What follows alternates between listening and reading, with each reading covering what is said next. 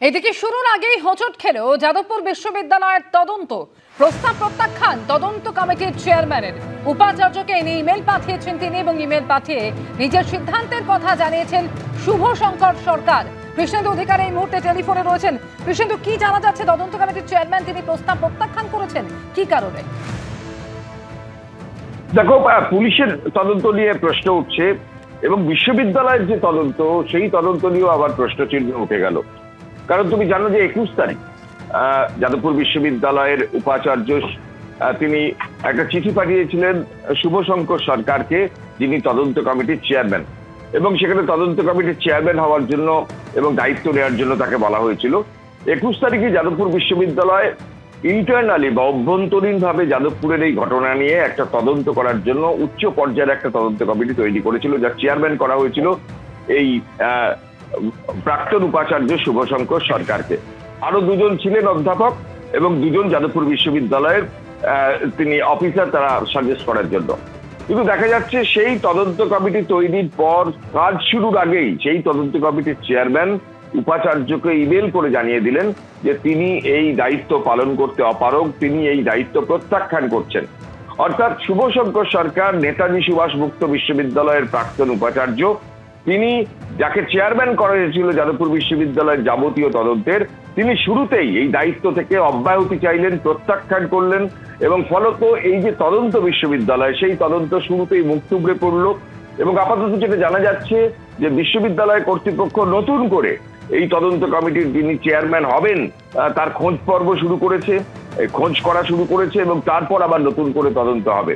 অর্থাৎ যে যাদবপুর বিশ্ববিদ্যালয়ের ঘটনা বুধবার রাতে হয়েছে, তারপরে সিসিটিভি ফুটেজ, ক্যামেরার ফুটেজ প্রকাশ্যে এসছে, তাতেও পুলিশ কোনো পদক্ষেপ করছে না, পুলিশের ভূমিকা নিয়ে প্রশ্ন উঠছে।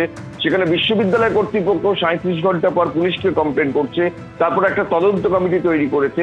সেই তদন্ত কমিটি তদন্ত শুরু করার আগেও হোঁচট খেয়ে পড়লো। সেখানকার চেয়ারম্যান স্বয়ং প্রত্যাখ্যান করলেন তার দায়িত্ব। আপাতত বিশ্ববিদ্যালয় কর্তৃপক্ষ নতুন চেয়ারম্যানের খোঁজে। ধন্যবাদ কৃষ্ণেন্দু। যাদবপুর বিশ্ববিদ্যালয় তাণ্ডবের এই ঘটনা এবার প্রাক্তন উপাচার্যের বিরুদ্ধে সরব হলো জুটা। গন্ডগোলের সময় ঘটনাস্থলে ছিলেন প্রাক্তন উপাচার্য বুদ্ধদেব সাহু। অভিযোগ জুটার সভাপতি পার্থপ্রতিম রায়ের। প্রাক্তন উপাচার্য তাকে তদন্তের আওতায় আনা হোক বলে দাবিও জানিয়েছে জুটা। 20 তারিখ রাত 12:30 নাগাদ বিশ্ববিদ্যালয় চত্বরে ছিলেন বুদ্ধদেব সাহু। ক্যাম্পাসের ভিতরে ঢুকে হামলায় উস্কানি দিয়েছেন প্রাক্তন উপাচার্য। এই অভিযোগ তুলে তাকে তদন্তের আওতায় আনার দাবি জানিয়েছে জুটা। আর এই নিয়ে প্রাক্তন উপাচার্য তিনি বলছেন যে ক্যাম্পাস চত্বরে গেছিলাম, তবে গন্ডগোল হয়েছে কিনা দেখিনি, আমি ওখানে ছিলাম, সেটার অপব্যাখ্যা করা হচ্ছে। একজন অধ্যাপক, বিশ্ববিদ্যালয়ের প্রাক্তন উপাচার্য, তিনি পুরো এই ঘটনার পেছনে কি মাস্টার মাইন্ড, এই অভিযোগ কিন্তু আসছে বিশ্ববিদ্যালয়ের অন্দর থেকে। এবং যদি তা হয় তদন্ত করে দেখা হোক, এবং যদি এটা হয় এর থেকে দুঃখের জিনিস আর কিছু কিন্তু হতে পারে না। যে বিশ্ববিদ্যালয় যে কমপ্লেন করেছে তার বিরুদ্ধে এফআইআর হয়েছে কিনা সেটাও কিন্তু আমরা জানি না এখন পর্যন্ত। হ্যাঁ, কিন্তু সেটাও কিন্তু আমরা জানি না যে হয়েছে কিনা অজ্ঞাত পরিচয়, কারণ সিসিটিভি ফুটেজ তো আছে, পুলিশের কাছেও নিশ্চয়ই আছে, তো বিশ্ববিদ্যালয়ে নিশ্চয়ই দিয়েছে বা পুলিশের কাছে আছে, তো সেখান থেকে তো শনাক্ত না করার কিছু নেই যে কারা ছিলেন। সুতরাং আসলে মূল বক্তব্যটা হচ্ছে করতে চাইছেন কিনা, সেটা হচ্ছে যে মেন ব্যাপার। আর 4 নম্বর গেট থেকে 20-30 মিটার দূরে তাণ্ডব চলেছে। পিজি সায়েন্স আর্টসের মোড়ে আগুন জ্বালানো হয়েছে, পতাকা ছেঁড়া হয়েছে, একেবারে তাণ্ডব চলেছে রয়েছে। সুতরাং এটা তো বলার কোনো কারণ নেই উনি কিছু, তার মানে উনি জানতেন তো ভেতরে কি হচ্ছে। উনি যদি জানেন, তাছাড়া তো 4 নম্বর গেটে ওনার দাঁড়িয়ে থেকে, ওনার কিন্তু সিকিউরিটি গার্ডের দায়িত্ব পালন করার কথা নয় ওনার, উনি কেন 12:50 থেকে 1:20 পর্যন্ত ওখানে দাঁড়িয়ে রইলেন? ওখানে কেন দাঁড়িয়ে থেকে কী করছিলেন, কার সাথে কথা বলছিলেন, কি কমিউনিকেট করছিলেন, বা দাঁড়িয়েই রইলেন কেন, বা এই মব বেরিয়ে যাওয়ার পরে গেট বন্ধ হওয়ার পরেই কেন উনি আবার ফিরে গেলেন? এই পুরো ঘটনা তদন্তের আওতায় আসা উচিত। এবিভিপির কিছু জনকে চিনি, তাদেরকে ওখানে দেখিনি। অন্যান্য ছাত্ররা কি বাইরের থেকে সেটা আমি জানি না, তাহলে সেটাও তো সিসিটিভি ফুটেজে আছে। ওখানে অনেক ছাত্র ছিল, তাহলে সেটাকে দেখুক।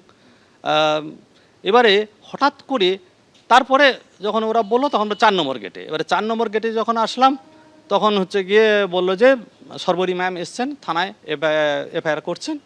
তো আমি থানা থেকে গেলাম, তারপরে ওখানে সর্বরী ম্যামের সঙ্গে একটু কথা বললাম। উনি বললেন যে স্যার এটা কি হচ্ছে, যাদবপুর ইউনিভার্সিটিতে আপনারা আছেন। আমি বললাম আমরা যাদবপুর ইউনিভার্সিটি আছি, আপনারা তো সরকারে আছেন, আপনাদের কি কোনো দায়িত্ব নেই?